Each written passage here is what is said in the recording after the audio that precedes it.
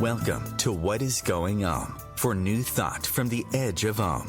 Each week on Om Times flagship radio show, veteran broadcaster, author, and media consultant Sandie Sedgbeer conducts thought-provoking interviews with inspirational authors, artists, musicians, scientists, speakers, and filmmakers who are working at the point where spirituality and science meet consciousness at the very edge of Om. Here is your host, Sandie Sedgbeer. Hello. We live in a world that has suffered the abuses of an unbalanced masculine role for thousands of years. But everything we're hearing and reading right now suggests that the feminine is rising. According to tonight's guests, seeds of feminine wisdom that have been quietly germinating underground are now breaking through the surface. Women everywhere are rising to the collective call to step up and repair our broken earth. And we are activating a paradigm shift such as the world has never seen. Mirabai Starr is on the 2020 Watkins list of the 100 most spiritually influential living people of the world. A writer of non-fiction and contemporary translations of sacred literature, she taught philosophy and world religions for 20 years and now teaches and speaks internationally on contemplative practice and inter-spiritual dialogue. Mirabai Starr has received critical acclaim for her revolutionary new translations of the mystics, John of the Cross, Teresa of Avila, Julian of Norwich, and is the award-winning author of God of Love, a guide to the heart of Judaism, Christianity, and Islam, and Caravan of No Despair, a memoir of loss and transformation. Mirabai Starr joins me tonight to talk about her latest book, Wild Mercy, Living the Fierce and Tender Wisdom of the Women Mystics. Mirabai Starr, welcome. Thank you so much, Sandie. What a joy to be with you in these intense, powerful times. Absolutely, and such a joy to have been reading your book in these times as well. It really brought me back down to what is important. Mirabai, you've been described as a daughter of the counterculture. You were born in New York in the early 60s to secular Jewish parents who challenged institutionalized religion and were active in the anti-war protest movement of the Vietnam era. And when you were 11, your family moved to Taos, New Mexico, where they embraced an alternative back to the land lifestyle in a communal effort to live simply and sustainably. And you write openly about the many twists and turns your life has taken. Tell us a little bit about your early life and how that shaped you. Well, so my parents were not only non-religious Jews from New York, they were actually really anti-religion. They felt, as I think many people of their generation post-Holocaust, that religion was not only irrelevant but dangerous and responsible for a lot of suffering in the world. And so I grew up with no sense of adherence to any particular faith tradition. They were nominally Jewish by virtue of their cultural identity. But I, on the other hand, starting at a very young age, was just like irrevocably I fell in love, drawn to every single religious tradition that I ever encountered.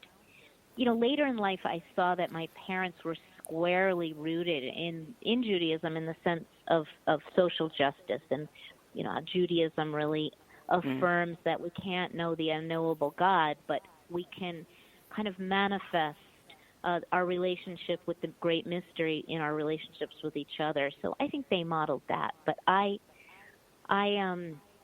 didn't get any religion from them. And when I started becoming really interested in spirituality and religion, they were very suspicious of what was going on for me. But over the years, I think they really came around and realized that I wasn't joining on any particular institutionalized religious tradition. I simply was kind of temperamentally oriented to respond to the presence of the mystery, of the sacred, of the ineffable in form in all of these different spaces.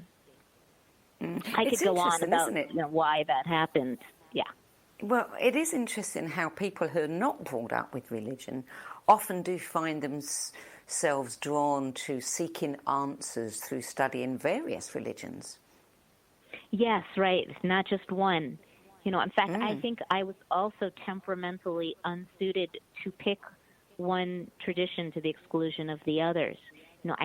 Every time I would get deeply connected to a spiritual tradition, whether it was Sufism or Buddhism, I would find myself recoiling against the forms, the structures, the established belief systems, and the prescribed practices. I don't know if it's just because I was a spiritual rebel, but I think that there are many of us who kind of are built that way.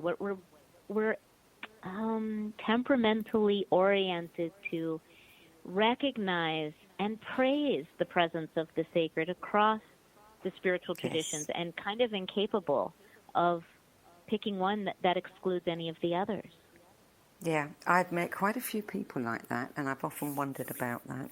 Now, as a teenager, quite young, you lived at the Lama Foundation, an intentional spiritual community in New Mexico. And that's, been around since 1968. What were the most important things that you learned there?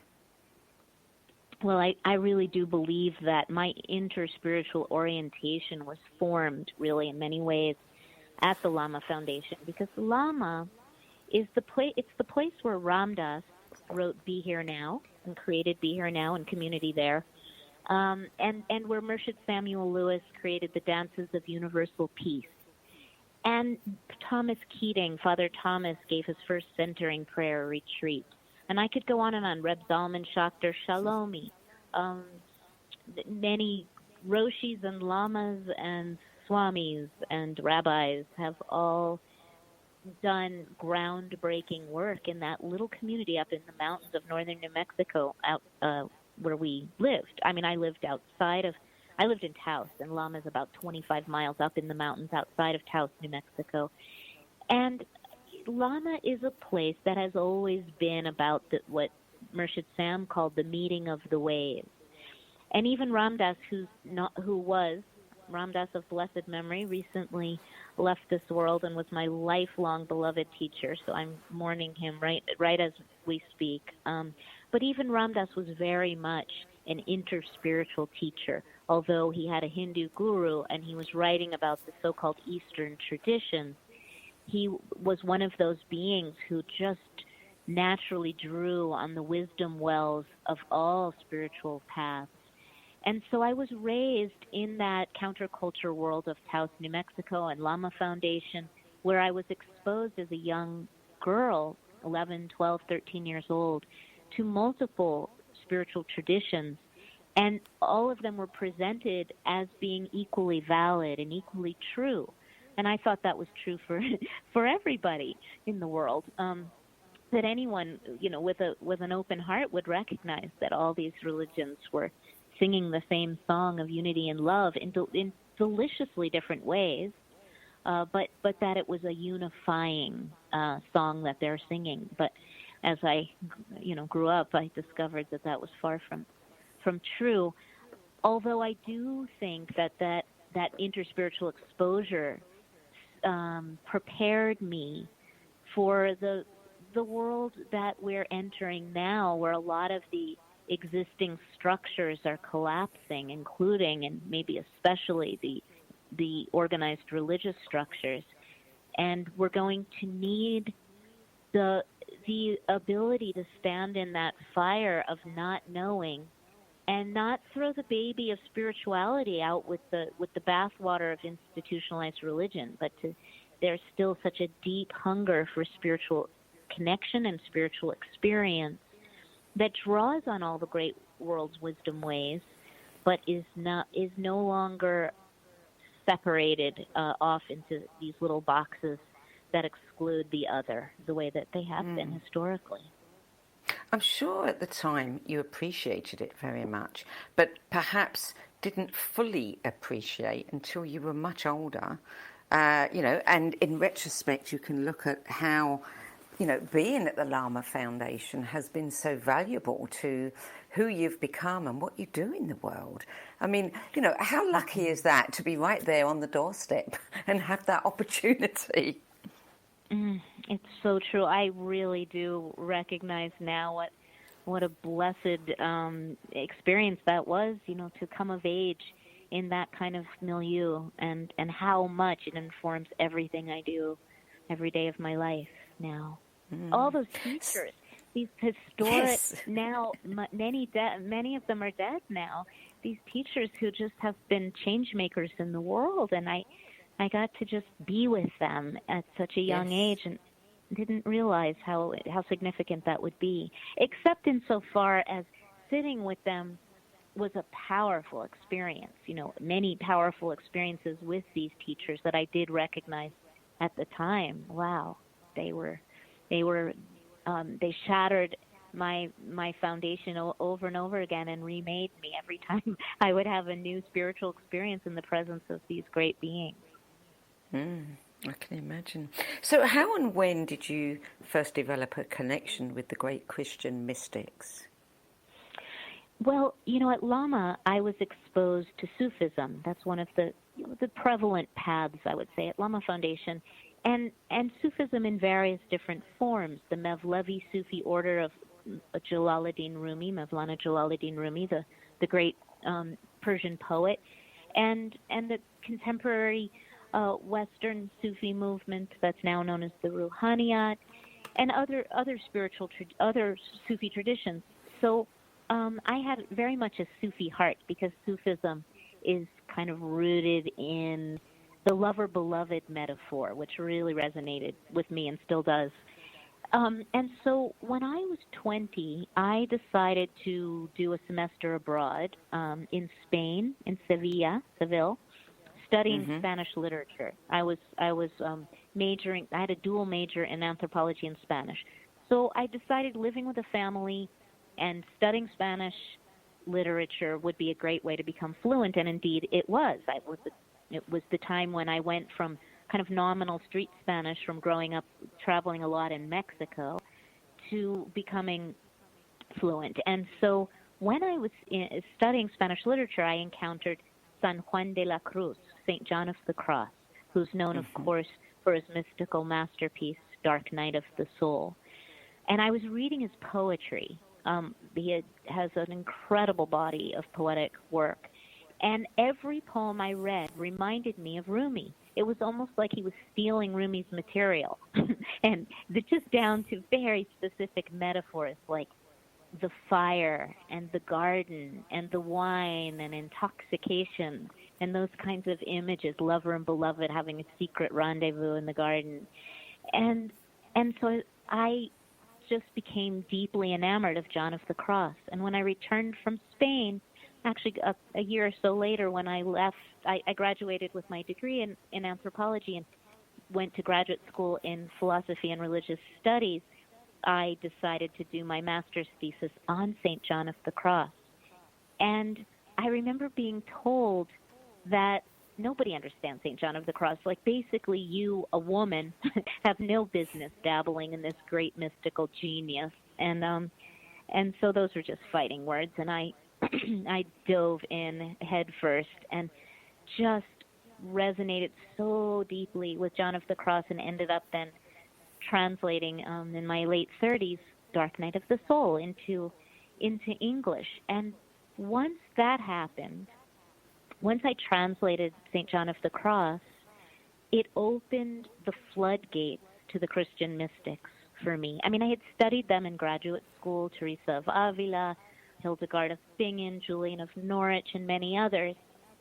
But something about the intensity and intimacy of translating John of the Cross just kind of melted any barriers that I had in my heart to Christianity, and the wisdom of the Christian mystics just came pouring in, and not only did I fall in love with all the Christian mystics, but through them develop this intimate relationship and love for Christ himself. I mean, you have to understand that growing up in an anti-religious Jewish household and studying and practicing all of the Eastern traditions, having met Ramdas very young, I became a devotee of the great Indian saint Neem Karoli Baba, who is still my guru.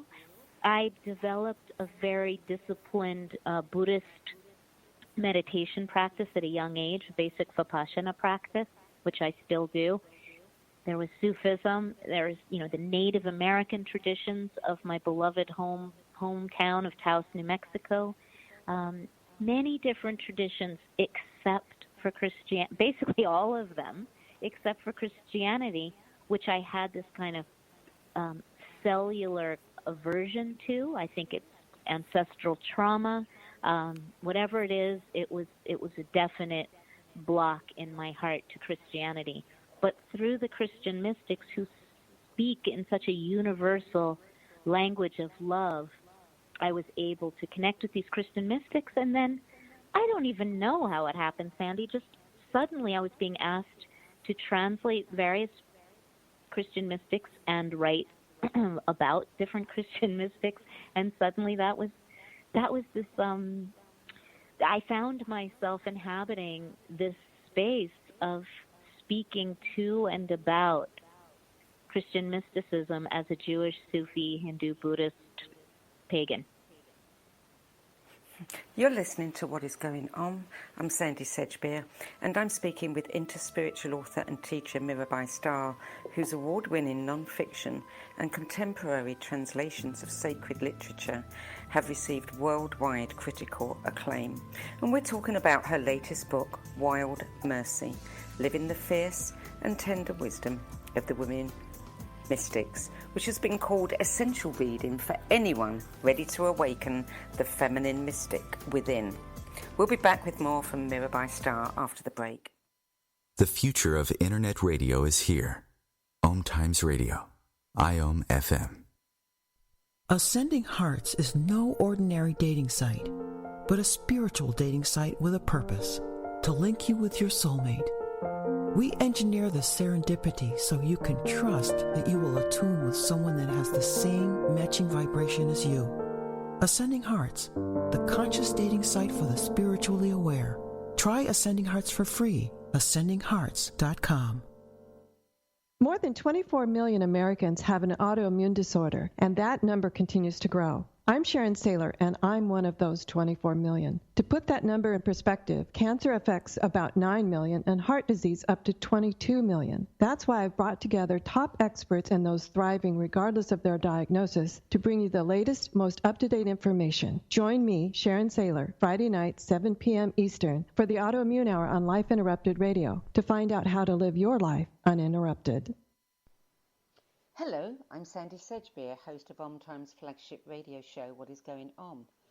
As a long-time editor, book judge, spiritual magazine publisher and radio host, I've read thousands of books and interviewed hundreds of authors and teachers. So I know what's worth reading and what isn't. Now, with the spiritual book market growing increasingly crowded, more and more people are seeking my help in finding the authentic voices, the empowering tools, and the genuine skip the BS guidance that will make the most difference to their spiritual development. So I decided to make it easier by bringing my knowledge, experience, and considerable network of contacts together in the No BS Spiritual Book Club. There are no ads, no joining fees, no obligations, and no BS. Just an ever-growing library compiled by recognizable and respected names of the 10 best books that help them the most on their journeys. Plus free book excerpts, audios, and live video interviews where you can quiz them about their spiritual journeys and their 10 best list choices. Your time and money are valuable, your spiritual journey even more so. If you're looking for genuine guidance from people who've walked this path before you, check out Sedgbeer.com. Click on the No BS Spiritual Book Club tab and join the club. That's Sedgbeer.com, SEDGBEER.com. I'll see you there. I'm Fidel Mshombo. I was born in a city called Bukavu in the Congo. We were a loving family, and then, boom, Everything that I had disappeared in a single day. People think that when you are a refugee and they resettle you to America and all your problems are done. They don't understand that that's the beginning of everything. I was not born a refugee. I was made one. It's time we welcome refugee families with open arms. Learn more at embracerefugees.org, brought to you by the Ad Council. Welcome back. Mirabai Starr, you've written so many critically acclaimed books about the medieval mystics. What elements moved in your personal mystical innerscape to bring about the birth of your latest book, Wild Mercy, Living the Fierce and Tender Wisdom of the Women Mystics? Well, so many of the religious traditions and teachings that I have spent a lifetime immersed in are conspicuously missing the voice of the feminine. And I couldn't ignore that anymore. That every time I was exploring and lifting up these mystical traditions, they were the voices of men that I was sharing. And in even the beliefs and practices that I cherished the most, and most of my own teachers were masculine voices.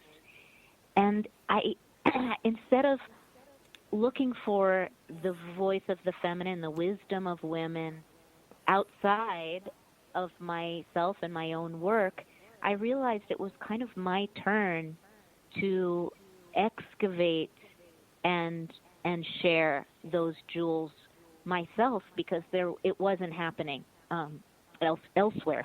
I mean, there were lots of women in their own spiritual traditions bringing out the voices of women, but not anyone that I knew of anyway that was doing that across the spiritual traditions, which is kind of my area of interest, is interspirituality. So I began to look for those wisdom teachings of women in Judaism, Christianity, Islam, Hinduism, Buddhism, Taoism, indigenous traditions, and it was much more difficult than I thought it would be to find them, and I quickly realized that it was difficult because it was intentionally made that way, that the voice of the feminine was intentionally buried and marginalized and sidelined by the patriarchy, basically, because feminine wisdom is subversive. It threatens the status quo and the existing structures of institutionalized religion, and always has. And that now is the time to go ahead and fearlessly shake it up with these feminine voices of wild wisdom. You know, the reason I titled my new book Wild Mercy is because for me the feminine embodies that paradox, actually a whole range of paradoxes, from loving kindness and unconditional forgiveness to ferocity and subversiveness and resistance and wild, spontaneous creativity. And all of those are qualities actually that can be quite threatening when you're trying to keep people in line with particular belief systems and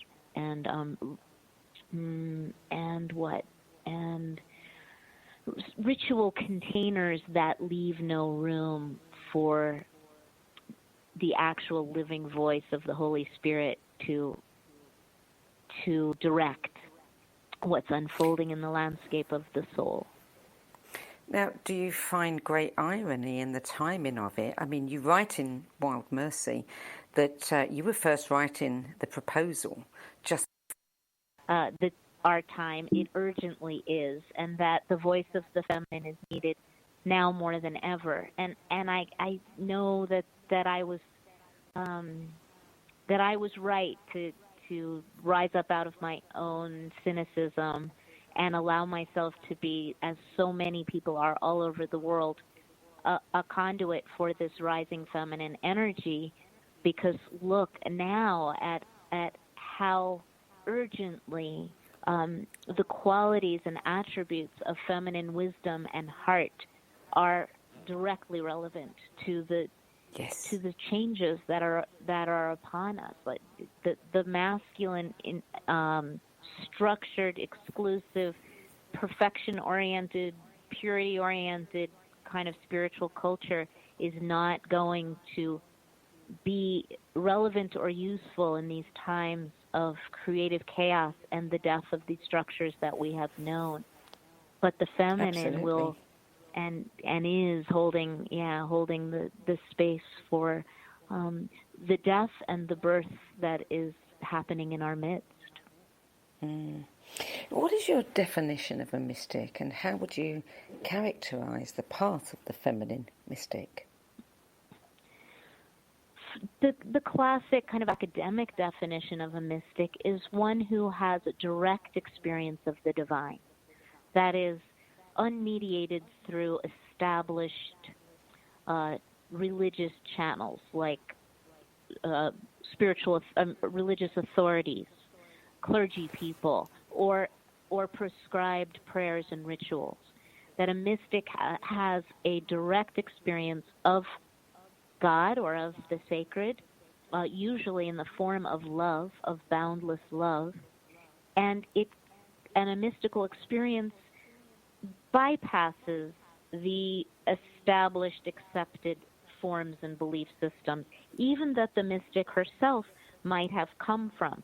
For instance, Teresa of Avila, my beloved Teresa of Avila, whose masterworks I've had the good fortune of translating, she was squarely rooted in Christianity, although she was only a first-generation Christian because she came from a converso family, a family of Jews who were forced to convert by the Inquisition. She lived in the early 16th century in Spain, height of the Inquisition. So she was Jewish and Christian, although she had to deny her Jewish roots. But when she had her experience of union with the one she called beloved, it was undifferentiated. It was an experience of intimate merging into the source of all love and the dissolution of any individual identity or subject to object experience or relationship. But when she returned to her so-called ordinary state of consciousness, she translated that experience through the filter of her Christianity, and it became the experience of a Christian mystic. But even William James writes about this in his famous book, The Varieties of Religious Experience, in this chapter on mysticism, that when any of us, and I believe, by the way, Sandie, and I know many of you believe, that we are all mystics and that it is our birthright to have these experiences of union with love, but that we all end up having to put language around that which is ineffable, which transcends all language and all concepts, in order to attempt to hold and ultimately to share the blessing of what happened to us. The discursive mind, which comes with the territory of being a human being, as does the ego, as do the emotions and the body and bodily experiences. All of this is part of being a human being. It's all sacred ground, and we end up having to use the apparatus that we're given to reflect back to ourselves our experiences of ultimate reality. But those experiences themselves are intimate and much, much bigger than any words or concepts could possibly describe. So that's a mystic. A mystic is someone who has that direct experience. And you wanted me to reflect on the feminine version of that? In some ways, I feel like the mystical experience in itself is a feminine experience, because it's an experience that defies or transcends the existing, what would I say, dogma, order, ideas about what spiritual means, and it invites us into fully inhabit the realm of the heart, and that this is the space of the feminine. So now is the perfect time to say that when I speak about feminine and masculine, I am speaking about an energetic reality. Yes. I'm speaking about attributes and qualities that exist and abide in all of us, in women, in men, in people of all genders, and people who do not identify with a particular gender at all. And yet, all of us, I feel, right now, are yearning for the gift of feminine wisdom, the voice of feminine wisdom, and the heart space into which the feminine invites us, because this is her domain. And so I know plenty of women in the spiritual arena who lead with masculine qualities, who are as patriarchal as any priest or rabbi or imam or shaman or what else, yogi, roshi, lama. You know, that the masculine kind of hierarchical definitions of what it means to be spiritual are a trap that women also fall into, and then they end up kind of leading with the very masculine qualities, or perpetuating the masculine paradigms that have historically oppressed us. And I know many, many men who are voluntarily abdicating their privilege and power, you know, even many clergy people across the spiritual traditions who are stepping back and shutting up and inviting women and people who sing the song of the feminine, speak in the voice of the feminine, to take the mic, to take the stage, to have the space to now bring this vitally needed elixir of feminine wisdom and heart into the human community. So that is to say that I'm talking about the feminine in all of us, and she's alive and well in people of all genders, just as the masculine is still doing its patriarchal thing in the form of certain women leaders. Yeah. So, you know, as all of this is happening, as we are all becoming aware of the feminine rising, and I think some people are not entirely sure what that term means or what it looks like. I mean, it's almost become a cliche, but we definitely know that something is happening of that nature. How are the tapestries of the stories and lives and examples from the mystic women that you write about across all the different spiritual traditions and time frames, how are they useful to us now?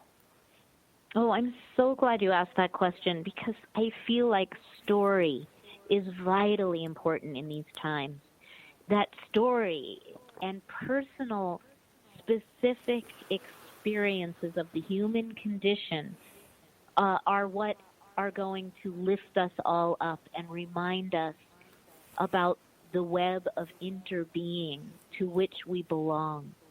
So that my story, my very particular human story, becomes a reflection of everybody's story. And that when you hear details of my experience walking this world, it will awaken you and welcome you home to your own experience. And so when I tell the stories of all of these different women, mystics, across the religious landscape, and backward in time and currently, people resonate, and we see ourselves in these wisdom beings. I mean, just the other day I was thinking about Hildegard of Bingen, the 12th century Rhineland visionary Christian mystic, who celebrated nature, the natural world, as the very dwelling place of the divine feminine. In the form of Sophia and Mother Mary and the earth herself, she blended it all together. And Hildegard as a young girl, was having all of these prophetic kinds of experiences, accompanied often by blinding headaches. And then the voice of what she called the living light would speak to her. And she kept trying to suppress it because the people around her when she was a girl, the adults, and then later just other people, seemed very suspicious of her visionary experiences. And so it wasn't safe for her to share them. And she did everything she could to repress them until the voice of the living light was so powerful that it almost killed her to try to keep a lid on it. It was shattering her container. And so finally she just surrendered and said, okay, hineni is the word in Hebrew, not for okay, but for here I am. I accept this prophetic calling. I will be a vessel for your wisdom and your love in this world. And then out of that surrender came pouring through the most extraordinary wisdom. She was truly a polymath. She was a musician. She was a composer. Hildegard's music resounds through the centuries. She was an artist who created these illuminations. She was an architect. She was a social critic. She was a healer with herbs and tinctures and stones and minerals and crystals. There were so many ways that Hildegard's mastery manifested and comes down to us through the 1,000 years since she lived, in such a way that it's relevant right now in this time of crisis and confusion and separation, and the call to unity that is at the heart of the deconstruction that's unfolding right now. Do you think that, the experiences they had are obviously available to all of us, but many of us don't believe that we could have those kinds of numinous experiences. These women, these mystic women, they were polymaths, they were beings of wisdom. Would you say that it was their abilities to see and think about the world from a different perspective that inspired them to the spiritual and mystical practices? Or was it the other way around, that it was their devotional aspect that brought them to the path of self-realization? Yes.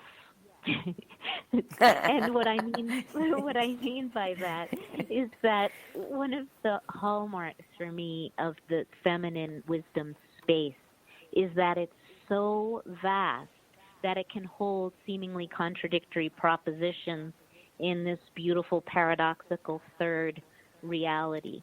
For instance, when I say yes to both of those, I know that a lot of people make a distinction these days between non-dualism and devotional practices, what they call bhakti yoga in the Hindu tradition, of being devoted to the beloved as a being that is other, versus knowing that there is no separation between ourselves and ultimate reality, that there is non-duality, not two-ness, that we are that which we seek.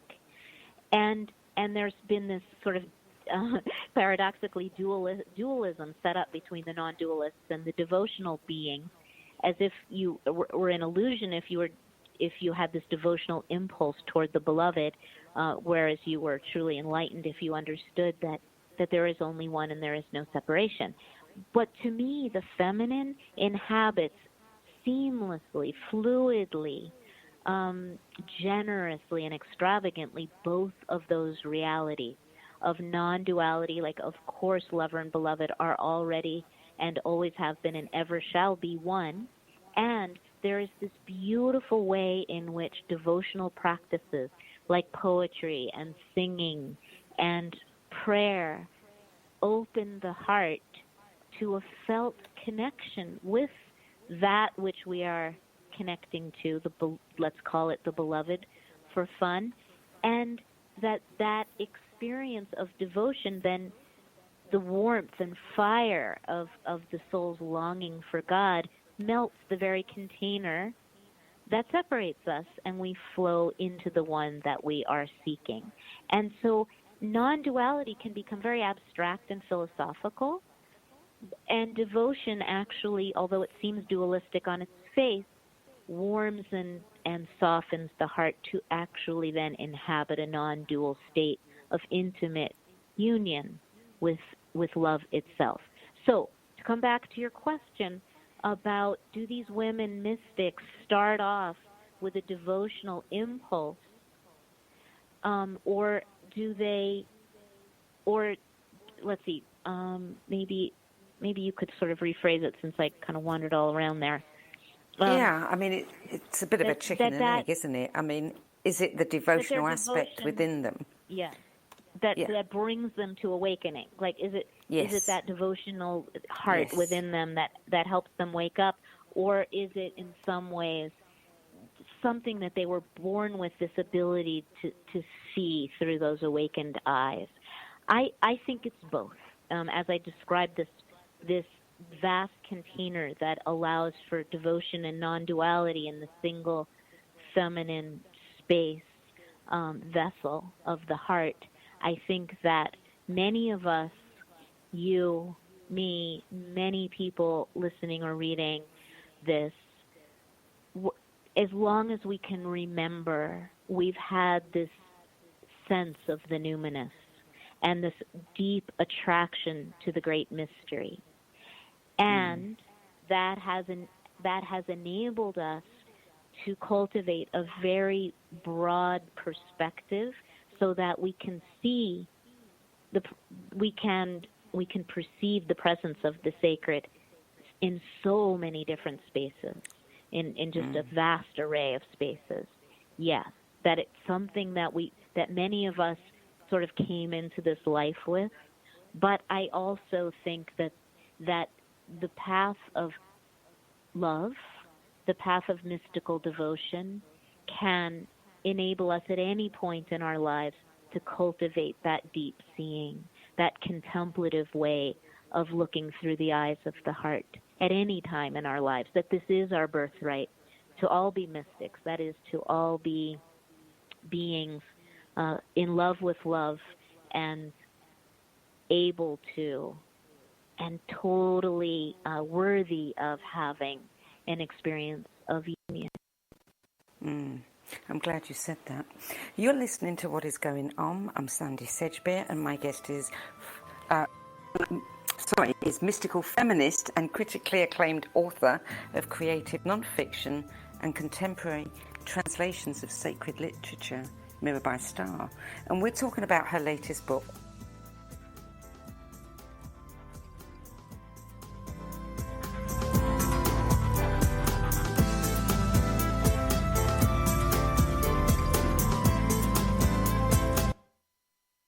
The cutting edge of conscious radio, Om Times Radio, IOM FM. Being a radio host on IOM FM allows you to build your show on a rich platform with the power of the internet to fulfill your outreach goals and connect with a very specialized and global online audience, unlimited by time and distance. Om Times Radio will provide you with web relevance, a recognizable conscious brand, and with the standard of excellence that has accompanied every single Om Times endeavor. Host your show with Om Times Radio Network.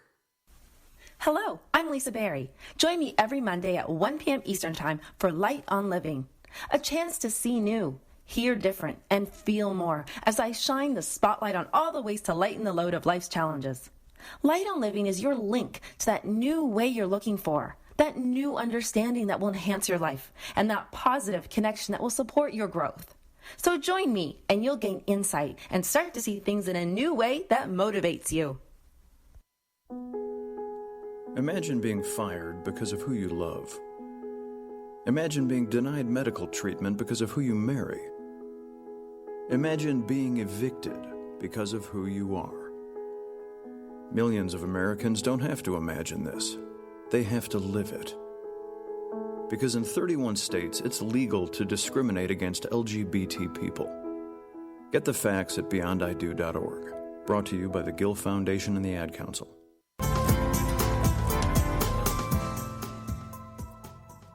Welcome back. Mirabai Starr. Tragedy and trauma are common themes in the lives of the mystics you write about.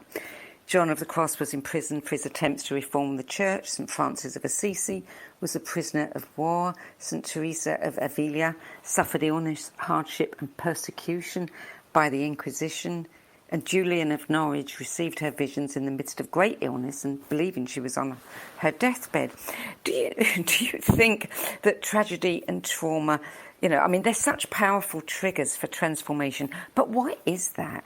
Why do we have to plumb the depths before our eyes can truly open?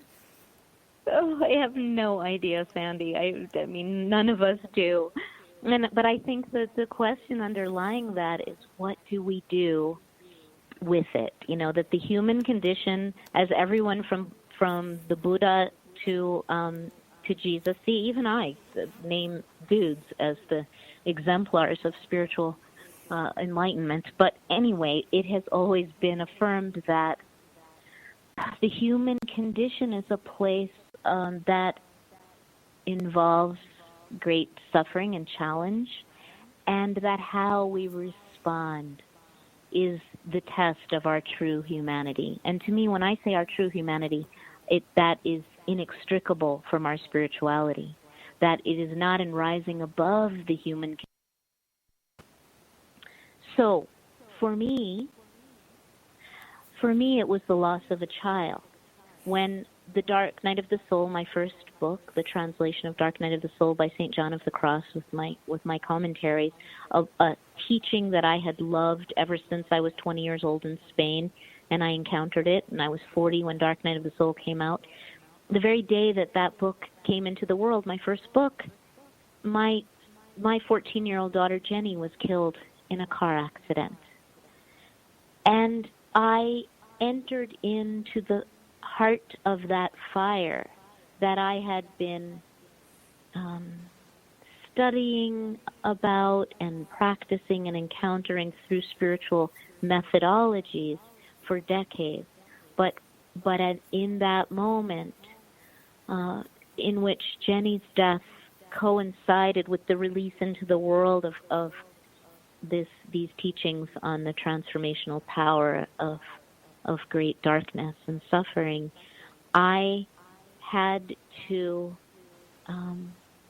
fully surrender any ideas I had on what spirituality was, what mystical union was, what God was, what my life as a human being, as a woman, as a mother was supposed to be about. And that transfiguration of my soul was not some sudden enlightenment experience where I used to be a schmuck and now I was this great wisdom generator. It was rather a very messy, slow, gradual process of fully inhabiting my own humanity, and in doing so, taking my rightful place in the web of interbeing to which I suddenly realized I belong. And in that surrender, that gradual, somewhat chaotic, up and down process of coming home to my human heart, the world of the soul became bigger and more accessible. And I've never thought about loss in that way before. Yeah, I mean, as you say, grief opens the door to holy desire, which in turn leads us into the arms of that which we yearned for. Mirabai, there's so much I wish we had more time to talk about. If you could see my notes, I've got so many of them. But we are almost out of time, and I just wanted to quickly touch on, the divine masculine, because we get to a part in the book where you say, well, so where do I find the divine masculine? And then, of course, you found it in your husband. And so often, we are looking beyond the men we know. We're looking at all of their, masculine, differences and the things that, mark them out as not us. And we don't see the divine masculine. within them. You know, was that a surprise to you when you came back to that and you saw the divine masculine in your husband? No, not at all. I've seen the divine masculine in him from the day that I met him, and there are so many men in my life, and other gendered people as well, who are just luminaries for me of the antidote to the toxic masculinity that I am resisting in my work right now, that I'm calling out. You know, that so it's not that I am condemning all men as being the source of the problem. Far from it. I feel like I have so many allies in men and other gendered people right now who are just as interested in unlocking the door to the feminine heart that has also imprisoned men. And so they're grateful, yes, and they're involved in this process, and they're delighted to find out about all these women mystics. You know, that they have other places to find their own feminine heart in this world, besides the exclusive boys' club that has characterized most of the religious institutions, including the ones that many of us consider to be alternative by virtue of the fact that they're Eastern. You know, Hinduism and Buddhism are supposed to be exempt from that kind of misogyny and patriarchy, but they're not.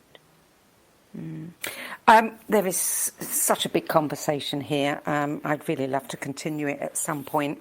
I'm going to have to close with this thought. You write about Julian of Norwich, and you say that she has a message for today's readers, which is very simply that she reveals the feminine face of the divine and reminds us to see God there, that all our failings are an opportunity to learn and grow, that they should be honoured but not dwelled upon, that God's love has nothing to do with love and retribution and everything to do with love and compassion. And most of all, in spite of all appearances, all is well. As you look upon the world as it is right now, in the middle of this incredible situation that we've never experienced before, is all well? All is well, and that includes that which is not well, and that we need to be in our courageous feminine hearts and make space for all of it, to not check out of it and bypass it through spiritual methods, but to allow our hearts to break open in response to the pain of the world. Mirabai Starr, thank you for that reminder. Thank you for joining us today. You can learn more about Mirabai Starr's work at her website, mirabaistarr.com. Mirabaistarr. We're out of time, I'm afraid. That's all for tonight. I'll be with you again at the same time next week.